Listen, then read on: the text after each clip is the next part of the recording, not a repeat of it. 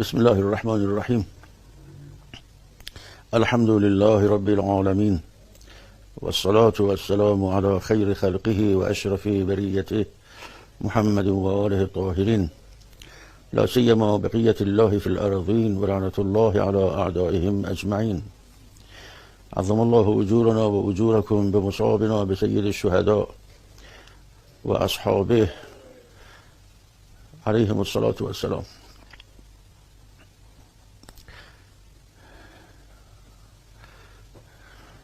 از بنده می‌خواهید که چند کلمه راجع به سید الشهداء سلام الله علیه به مناسبت ایام عاشورا عرایضی داشته باشم.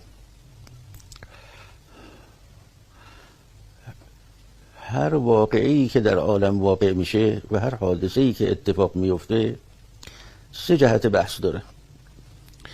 یک جهت بحث این است که چرا واقع شد، اسباب وقوع این حادثه چی بوده. جهت دوم این است که این حادثه چگونه واقع شد، خود حادثه از نظر تاریخی چگونه بوده. جهت سوم این است که نتایج این حادثه و آثارش چی بوده. هر حادثه مهمی که اتفاق بیفته طبعا این سه بحث را داره. واقعه کربلا و شهادت سید الشهداء سلام الله علیه که امام رضا سلام الله علیه در اون روایت می‌فرمایند به این که اقرح جفوننا و اسبل دموعنا و اذل عزیزنا و از این جور عبارات که دال بر این که خیلی حضرت متأثر بودند برای جدشون سید الشهداء و این واقعی که اتفاق افتاده و حاکیست از این که ما شیعیان هم باید چنین باشیم. وقتی امام علیه السلام اینطور می‌فرمایند و از اون طرف این کلام از حضرت و مطالعه‌ای که می‌کنیم در حادثه در هر سه جهتش می‌بینیم در تاریخ اسلام بلکه قبل از اسلام مهمترین واقعه است. این واقعه کسی نگوید که در فلان کشور حوادثی که اتفاق افتاده مهمتر است از حوادث کربلا. کسی نگوید فلان حادثه بالخصوص چنین. اینا اشتباهه. حادثه کربلا با توجه به خصوصیاتی که دارد این حادثه، با توجه به اسبابش، با توجه به خود حادثه و چگونگیش، با توجه به آثار این حادثه منحصر به فرده. نمیشود مقایسه کرد هیچ حادثه ای را و یا این حادثه را به حوادث دیگر روزگار. اما در جهت اول خلاصه کلام این است که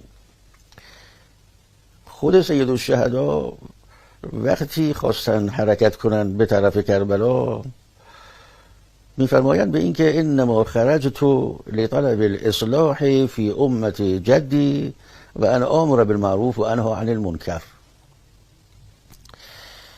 بنده روی کلمه اصلاح میخوام یه مقداری تأمل بکنم، شما هم التفات بفرمایید عرایض بنده را. اساساً اصلاح در کجا استعمال میشه؟ کلمه اصلاح در جایی استعمال می شود که در اونجا فسادی وجود داشته باشه. اگر فسادی وجود نداشته باشه که اونجا صلاح هست و در صلاح هست اون مکان یا اون جامعه، دیگه اصلاح معنا نداره. وقتی میگویند که من میخوام در اینجا اصلاحی بکنم، در این جامعه، در این کشور یا در بین این امت اصلاح میخوام بکنم، لابد فسادی وجود داره. و از اون طرف همیشه برای رفع فساد و تحصیل صلاح بایستی طوری عمل بشود که هدف تحقق پیدا بکنه وگرنه فساد باقی میمونه. و به عبارت دیگر برای رفع اون فساد متناسب با اون فساد بایستی سرمایه گذاری کرد، بایستی فعالیت کرد، بایستی فکر کرد، بایستی حرکت کرد متناسب با اون فساد.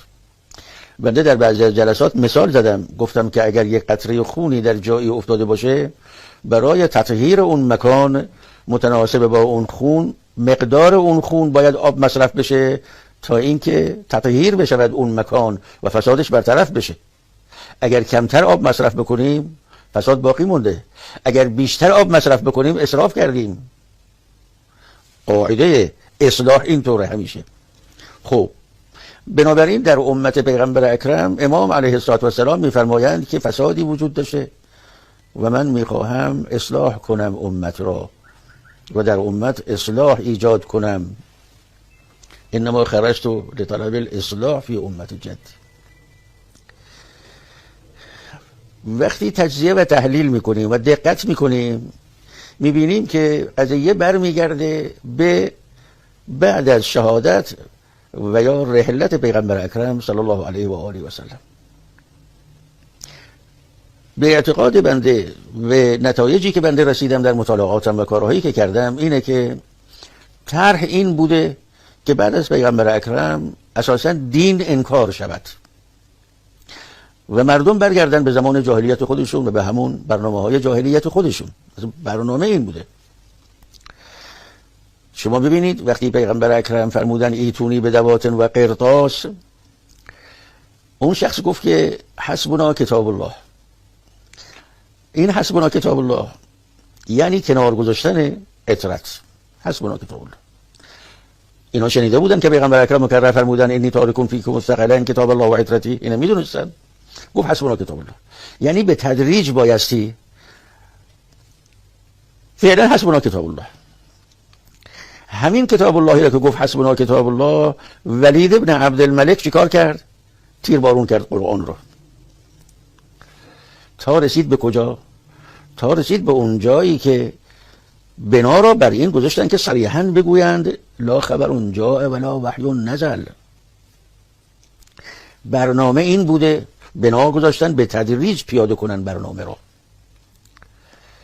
این فسادی است که لا محاله بایستی مثل سید الشهدا برای اصلاحش و برطرف کردن این فساد به شهادت برسن.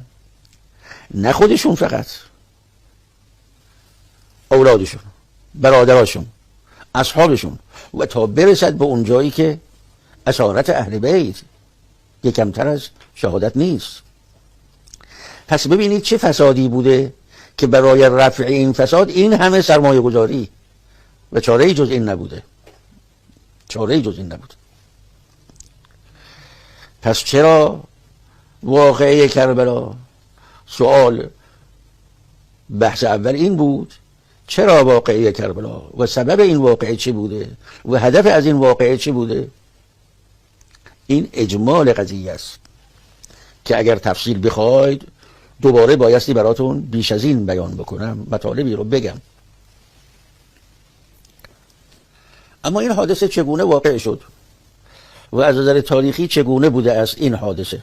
توجه بفرمایید که اولا مثل امروز خبرنگاران اون چنانی وجود نداشتن تا این حادثه را برای ما درست نقل کنند.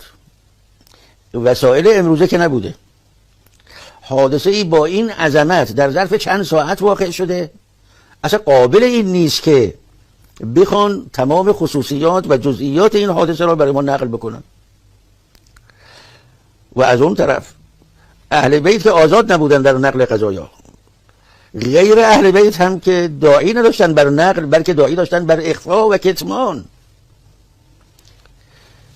این است که میخوام عرض بکنم حادثه کربلا را نباید مثل بقیه حوادث تاریخی بریم رسیدگی کنیم بر حسب اصطلاحات علم حدیث و علم رجال، تمام جزئیات را تک تک بخواهیم، روایتی را بخواهیم، نقلی را بخواهیم که علمای رجال از هر جهت، علمای حدیث از هر جهت بر حسب اصطلاح تأیید کرده باشند.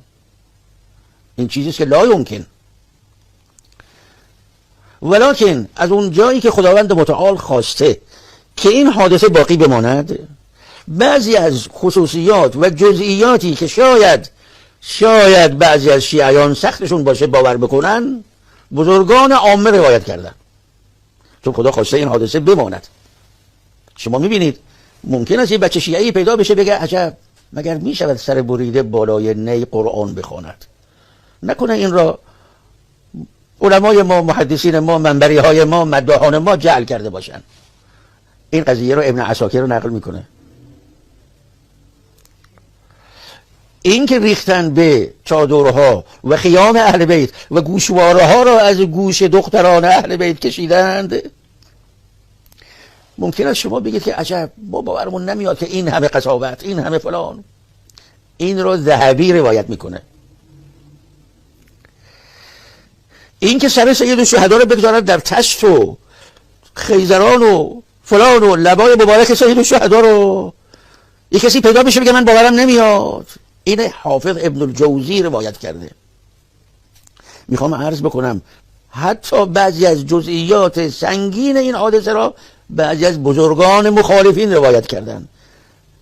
بنابراین کسی هی تأمل نکنه، بنابراین کسی خیالات و توهمات نداشته باشه، کسی تشکیکاتی ایجاد نکنه در حادثه کربلا.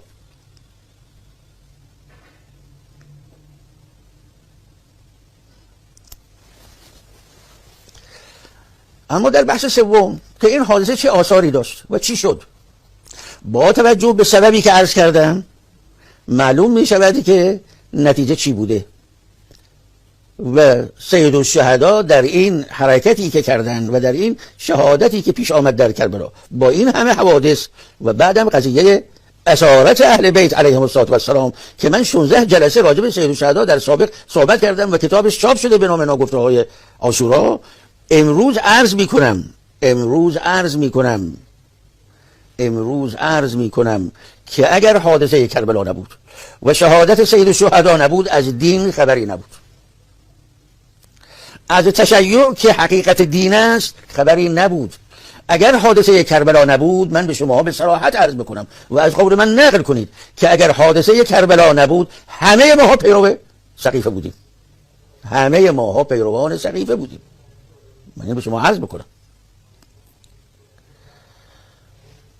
اون نمازی که خونده میشد، اون حجی که رفته میشد، اون روزه‌ای که گرفته میشد در صدر اسلام و اونا انجام میدادن اون به ظاهر عبادت ها را، لا خبر جاء ولا وحی نزل، که ادامه حسبنا کتاب الله هست، ان الرجل لیهجر هست و امثال ذالک، برداشتن دین است از اصل. و امامت و ولایت امیرالمؤمنین اصل دینه.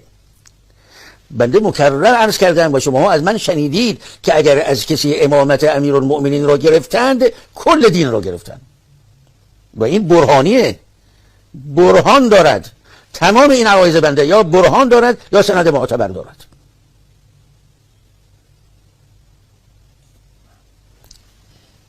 و البته در این نتایج مثبتی که گرفته شد برای دین، برای تشیع و امامت اهل بیت علیهم السلام، 4 گروه شریک هستند در تاریخ، در طول تاریخ. اولا فقها، ثانیا شهدا، ثالثا شعرا و مداحها و منبریها، رابعا پولدارها، ثروتمندان شیعه که اونا باز از حیث مالی و اقتصادی کمک کردن در موارد زیاد برای پیشرفت این مذهب به اموالشون. پس شهدا به خونشون، فقها به قلمشون، اغنیا و ثروتمندان شیعه به اموالشون و شعرا و خطبا و این مداحا به منابرشون. این 4 گروه در بقای این مذهب شریکن، در تحقق هدف سید الشهدا اینا شریکند. اینا اموری است که نمیتونیم منکر بشیم. بنده عرضم اینه که تضعیف جامعه مداحان جایز نیست، تضعیف حیات مذهبی جایز نیست، تضعیف خطبا و وعاظ جایز نیست. ما در تاریخ 2 تا منبر داشتیم. یک منبر درس بود که به عربی میگن کرسی درس. یک منبر داشتیم که منبر خطابه بود، خطبه نماز جمعه و خطبه نماز عید و امثال ذالک. به برکت سید الشهدا 3 منبر شده الان و منبر سید الشهدا ملک سید الشهداست. باید اون چی که مربوط است به سید الشهدا گفته شود، اون چی که مربوط است به سید الشهدا باید گفته شود. این منبر مال سید الشهدا سلام الله علیه.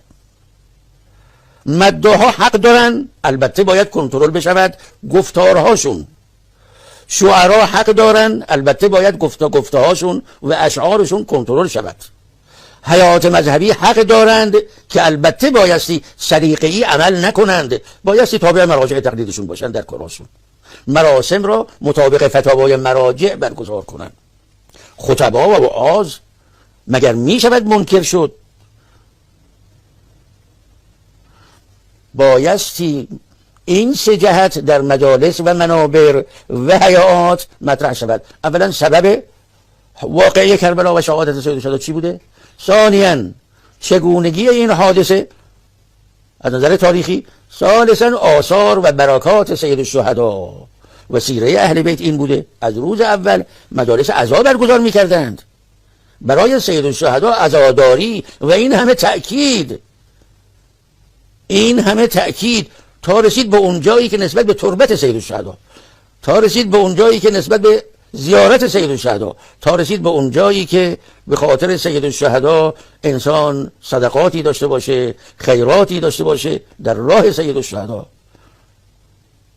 روایت دارد که اگر تسبیحتون از تربت سید الشهدا باشد چقدر اجر دارد. و عجیب اینه که من در روایتی دیدم که اگر انسان هم تو تسبیح به دست بگیره، فرض کنید که تسبیحات حضرت زهرا رو میخواد بگه، در عددش کم و زیاد شد، میگن عیبی نداره. شما این تسبیح سید الشهدا رو به دست بگیرید و واقعه کربلا باید بماند.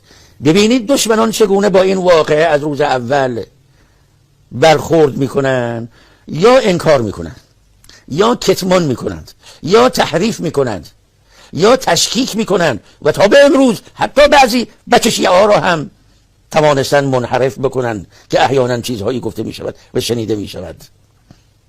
اینا همه خط بنی امیه است، فکر بنی امیه است، اینا فکر مؤسسین است که در زیارت عاشورا میخوانیم و مؤسسین را لعن میکنیم. مبادا ما ندانسته در خدمت اونها قرار بگیریم و اگر دانسته که والعیاذ بالله خداوند متعال ما را موفق بدارد که این حقی که سید الشهدا بر ما دارند بتوانیم این حق را ادا کنیم و بتوانیم حفظ بکنیم اون چرا که وظیفه داریم در برابر سید الشهدا و عمل بکنیم به وظایفمون که در واقع حفظ دین است و حفظ تشیع است. خداوند متعال همه اون کسانی را که یا به قلمشون یا به قدمشون و یا به ثروتشون و اموالشون و امثال ذالک برای سید الشهدا فعالیت میکنند، خداوند متعال فعالیت های اونها را در صحیفه اعمالشون ثبت کند و مورد شفاعت سید الشهدا قرار بگیرند در دنیا و آخرت. و السلام علیکم و رحمت الله و برکاته.